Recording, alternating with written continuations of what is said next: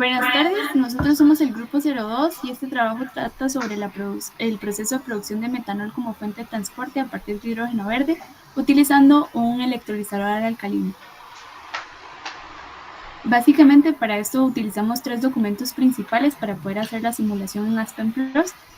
Básicamente dos de ellos son tesis, que es el de la derecha y el de abajo, y el de la izquierda es un artículo científico. Inicialmente, con respecto a la producción de hidrógeno, para un uso empleando el modelo Electrolyte Not Random to Liquids, tenemos electrolizador, una corriente de alimentación con una concentración de 0,35 mol másica de KOH, una corriente de potencia, así como las dos corrientes de producto que serían el oxígeno y el hidrógeno verde producido. Con respecto a la corriente de entrada al electrolizador, tenemos que tiene una temperatura de 70 grados centígrados, 7 bar, una alimentación másica de 200 kilogramos por hora y la concentración ya mencionada, que para una potencia de 1150 kilowatts se obtuvo una producción de 29,18 kilogramos por hora de hidrógeno verde. Ahora, para la planta de producción de metanol, primero se presenta un video corto en manera de resumen del proceso realizado en Aspen Plus. En él se pueden observar las dos corrientes de alimentación, tanto la de hidrógeno como la de dióxido de carbono, que pasan por sus respectivos procesos de compresión y llegan a un mezclador. Este pasa a otro mezclador que a su vez le entra una corriente de reciclaje que proviene de un vaporizador flash de más adelante. La salida de este mezclador se dirige a un intercambiador de calor, el cual prepara la corriente para las condiciones de reacción, y seguidamente vienen los dos reactores donde ocurren las reacciones. De aquí siguen a los vaporizadores flash. En el primero sale la corriente de reciclaje y la otra se dirige al segundo vaporizador flash, que tiene una corriente de purga, y otra que se dirige a la torre de destilación, donde finalmente se separa el metanol y el agua. Una vez se tiene todo definido, se puede correr la simulación, como es el caso, y en este video se pueden observar las corrientes. Sin embargo, estas serán explicadas con mayor detalle más adelante. Aquí se presenta el diagrama de flujo de una manera más ampliada, y las propiedades definidas fueron: para los componentes se definió agua, monóxido de carbono, dióxido de carbono, hidrógeno, metanol, y iones hidronio, hidróxido y potasio. Y los métodos, el método utilizado fue reflux con SOA con reglas de mezcla Hurón-Vidal modificadas. Es usado para altas temperaturas y presiones, y además resulta útil porque se trabaja con mezclas de gases. Para las reacciones se definieron dos. La primera ocurre entre el dióxido de carbono y 3 moles de hidrógeno para formar metanol y agua, y la segunda, dióxido de carbono, agua, y forma monóxido de carbono y agua. Aquí ambas ocurren en fase de vapor y son reversibles. Se definieron los términos de fuerza motriz para ambas reacciones. Para la reacción 1 se realizó esto en presiones parciales y tienen dos términos. El término 1 con un coeficiente A menos 29,87, uno de 4.811, otro, el término 2 con A 17,55 y el B menos 2.249. Y la reacción 2 tiene como coeficiente A 4,8, B menos 11.797, el término 2 a 0,131 y el B menos 7.023,5. Y las corrientes de alimentación, se tiene la de hidrógeno, que entra a 50 grados Celsius, 31 bar, y un flujo másico de 29,1837 kilogramos por hora,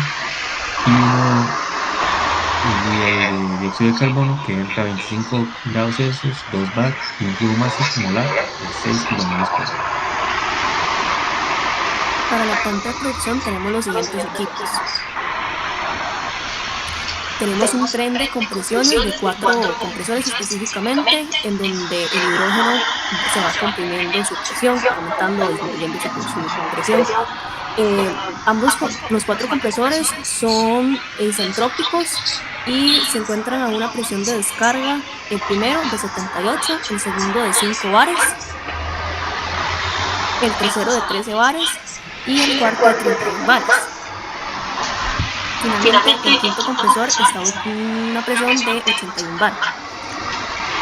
Seguidamente, estas corrientes se incluyen en un calentador, que estos se especifican con respecto a la temperatura y la presión. En cuanto al calentador 1, está a una temperatura de 50 y 5 bar, y debido a estas temperaturas medianamente altas, se encuentran solamente vapor. Igualmente, el calentador 2, a la misma temperatura, solamente que la presión es de 13 bares. En cuanto al calentador 3, misma temperatura y presión de 31 bar.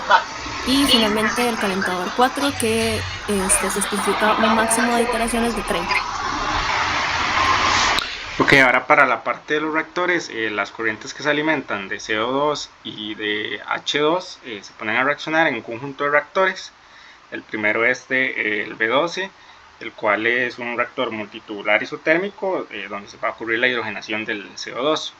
Este tipo de reactor se configuró como un reactor que trabaja a una temperatura específica, en este caso 240 grados Celsius, con una longitud de 11.02 metros y un diámetro de 2.5 pulgadas. Además, para lo que fue la catálisis, se trabajó con una carga de 0.5 kilogramos y una densidad de partícula de 2000 kilogramos por metro cúbico, además de una presión de 78 bares. En el segundo reactor, el cual es un PFR, igual se trabajó a las mismas condiciones, 240 grados Celsius y 78 bar. La corriente que sale de estos reactores, al ser una reacción bastante exotérmica, pues se necesita enfriar para poder alimentar a los evaporadores flash, que es lo que pasa en el B14, que se baja la temperatura a 25 grados, aunque la presión se mantiene alta. El B13 es el calentador que está después del primer vaporizador flash, que funciona como reacondicionamiento de la corriente de recirculación, que eleva la temperatura nuevamente a unas condiciones similares a las necesarias del reactor. Siguiente. Luego se sigue un conjunto de vaporizadores flash y columna de destilación, donde primero se separan los gases de los productos de interés, como el metanol y el agua, y se recirculan, ¿verdad? Además de que más adelante se separa lo que es el metanol del agua con una columna de destilación. Siguiente. Para lo que fue el análisis de azeótropos, básicamente se encontró que no se forma ningún azeótropo a lo largo del proceso en los productos de interés, ¿verdad? Que es como metanol agua o metanol CO2 o así, lo cual concuerda con la teoría que dice que para estas condiciones de trabajo que se suelen usar en la industria, no se suele presentar azeótropos. Sin embargo, Aspen pues sí encontró, porque supongo que la ecuación que utiliza tiene que tener alguna respuesta, pero son temperaturas inimaginables, o sea, como de 10 a la 30 grados Celsius, que es imposible. Entonces, básicamente no hubo. Bueno, ahora vamos a ver un poco los resultados que obtuvimos a partir de la simulación. Nosotros, las corrientes más importantes, ¿verdad? Era el metanol. Para el metanol obtuvimos un flujo másico de 149.193 y de agua obtuvimos un flujo de 87.6188 kilogramos por hora. Esto habiendo introducido, ¿verdad?, una cantidad de hidrógeno verde de 29.1837 kilogramos por hora y de CO2 de 264.059 gramos por hora. Aquí podemos ver los resultados de las otras corrientes, que como no son tan fundamentales, pues las vamos a dejar ahí nada más.